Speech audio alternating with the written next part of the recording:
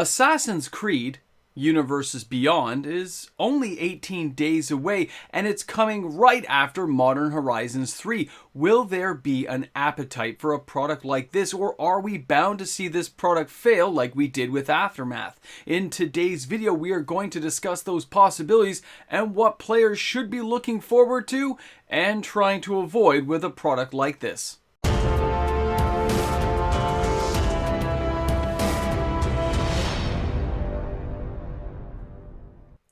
Magic the Gathering can feel like a summer blockbuster movie season.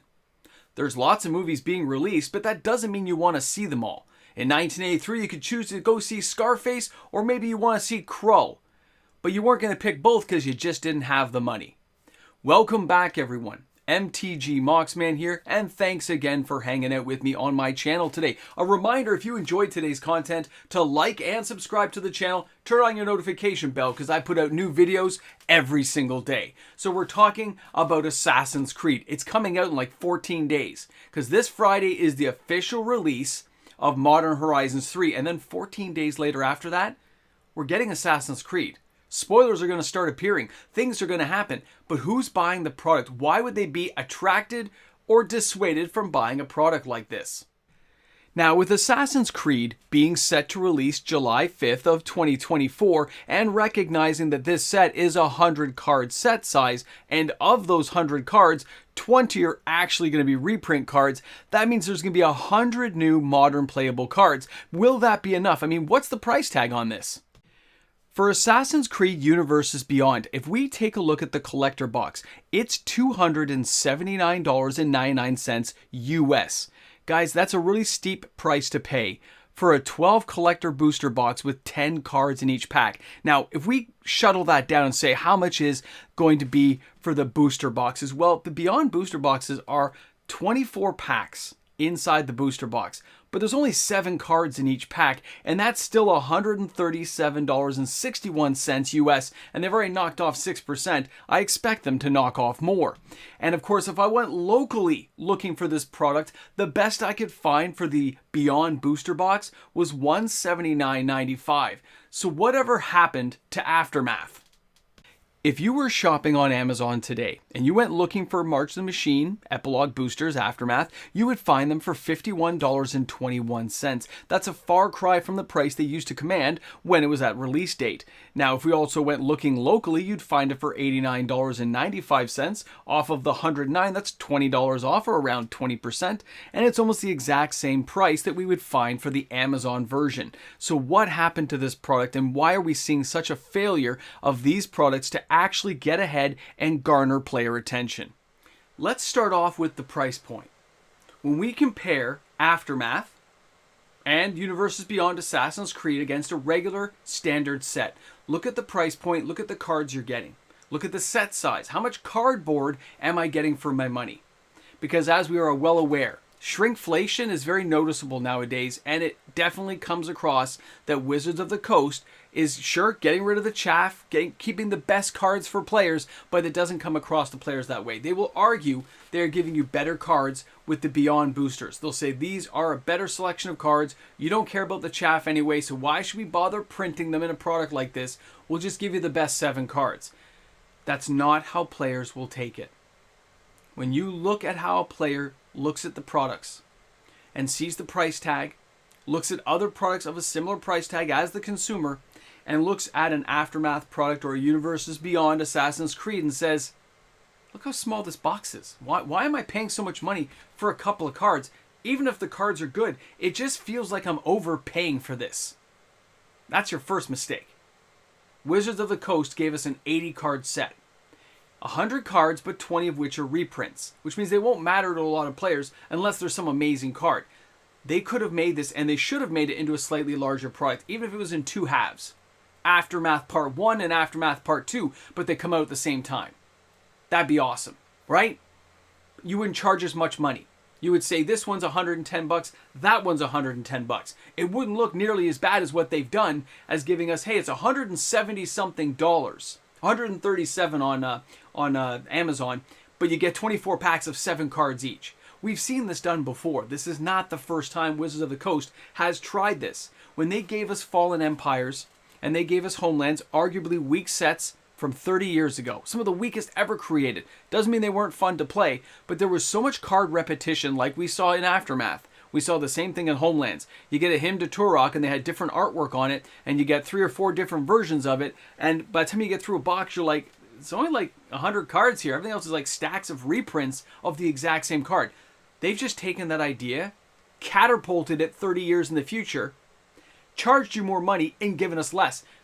And it's really blatant to players that that's what they're doing. And that's why Aftermath failed. It wasn't that Nissa and stuff, Nissa Resurgence and stuff wasn't great cards. There was some good stuff in there. It just wasn't enough to justify the box price, which is why it's being discounted. And honestly, why it's still sitting on a shelf today. There's mistakes made. They didn't build it right. Now, when you go forward and you see the other products they're giving us, like Modern Horizons 3, at these super high price tags, though, we are seeing products sell. We are seeing, if they put really good cards in there, that a high price tag won't stop a player from buying it. But shrinkflation and a higher price tag, even with some decent cards, it's not going to get you there. And what I mean by the decent cards, take a look at a few of these. Here is Cassandra, the Eagle Bear. Now, this is a legendary creature, human assassin warrior. I like the idea, human assassin warrior. The fact they do these subtext cards, which can get all kinds of benefits from all kinds of different cards in Magic, is kind of cool, but it also just screams that this is a Commander card. I know it says Modern Playable, but it screams that it's Commander. So you are going to attract different audience-faceted groups. You're going to say, I want a little bit of these people, a little bit of those people. I want people just buying this product. So let's remember that. You're going to have people coming at us from Commander, from Modern, collectors, and people who just love Assassin's Creed. So Cassandra the Eagle Bearer, for 1 white, 1 red, and 1 generic for a 2/2 with haste, says when Cassandra the Eagle Bearer enters a battlefield, search your graveyard, hand, and library for a card named the Spear of Leonidas. Put that onto the battlefield, then shuffle. Kind of reminds you of Nahiri, doesn't it? Whenever a creature you control with a legendary equipment attached to it deals combat damage to a player, draw a card. Well, let's take a look at that spear now. The Spear of Leonidas is a 1 red, 2 generic legendary artifact equipment that says whenever equipped creature attacks, choose 1. You can Bull Rush, it gains double strike till end of turn. You can summon, create Phobos, the legendary 3/2 red horse creature token, or you can get Revelation, discard 2 cards and then draw 2 cards. It is an equip too. This card, this whole red and white and Cassandra, this screams Commander to me. When I look at Nahiri, who was a big equipment planeswalker, these all seems to synergize. When I put that with Brunar Battlehammer from Adventure in Forgotten Realms, you can see the synergy is all there to build an equipment deck for Commander with all kinds of great red and white variant cards and legendary equipments that can be used to attach to these guys. It's awesome. But it's very blatant and very obvious to anyone looking at it that that's what they're trying to do. So it doesn't really stand out as a singular set like I would have hoped it would have been for Assassin's Creed. Make it a bigger set, almost like I was hoping for what we saw in Fallout. I would have liked Fallout to be a standalone set that would be almost like a Lord of the Rings type deal. I think they would have had more success. And if they had taken Assassin's Creed the same way, I think they would have seen that players do have an appetite for sets like this that are standalone, all by themselves, still Magic the Gathering in the rules context, but with the flavor of Assassin's Creed. Instead, we're going to see a whole bunch of people buying some singles. Boxes are going to sit on shelves, in my opinion, and we're not going to have the success that's needed for a product like this to really come around time and time again, if players even desire it. And that's the best part. If we don't desire it, we're not going to buy it. We'll put our wallet away. We'll put it in the back pocket. We're not going to spend the money. And if a product's really good, we are going to buy it. And we'll pull our wallet out, maybe even a credit card or 2, and we'll buy the cards we want. That's what I've just seen with Modern Horizons 3, and it looks like it's going to hold true to a lot of products this year. If they build it good enough, we the consumer are going to buy it. If they do a junk job, we are going to skip it and move on. Like a summer blockbuster season, there's lots of trash movies out there we're not going to see, and they just throw it like cannon fodder knowing it's not going to do well. And this is what it looks like for Assassin's Creed. It's being just put right in between 2 potentially amazing sets for the year, and it's going to get forgotten. And, a couple of years from now, people are going to say, oh yeah, Assassin's Creed, that came out, didn't it? I would hope I'm wrong. I would hope there's something more to this. I hope some of the amazing cards we're going to see blow my mind. It's just history repeats itself too often nowadays in Magic, and it leaves that little bit of doubt.